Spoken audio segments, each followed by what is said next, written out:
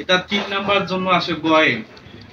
তাহলে এই সিটের যৌগ হাইড্রোক্লোরিক যৌগে হাইড্রোজেন এবং ক্লোরিনের শতকরা সংযুতি নির্ণয় করব। আমরা লিখলাম হাইড্রোজেনের শতকরা সংযুতি নির্ণয়।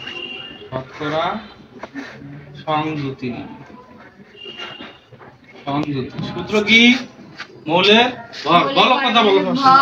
মৌলের ভর, হাইড্রোজেনের ভর কত? 1 গুণন পরমাণুর সংখ্যা। হাইড্রোজেন আছে কয়টা এখানে? একটা। গুণন 1 গুণন সূত্রে কি? 100% ডিভাইডেড কি? যৌগের আণবিক ভর। তোমরা একটু সাইড নোটটা আণবিক ভরটা বেশি নিবা। HCl হাইড্রোজেনের ভর 1, ক্লোরিনের ভর 35.5 অর্থাৎ 36.5 ভরের একক গ্রাম। তাহলে এখানে দেব কত? 36.5। একদম ক্যালকুলেশন করো। অর্থাৎ একক 100 ভাগ 36.5।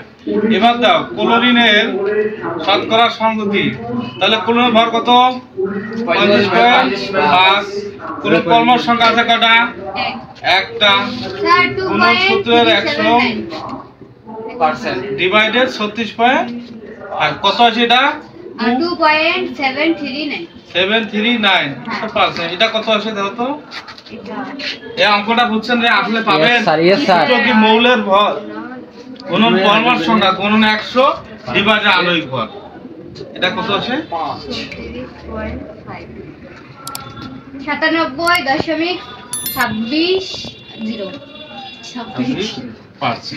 ওকে, আসলে পারবেন তো?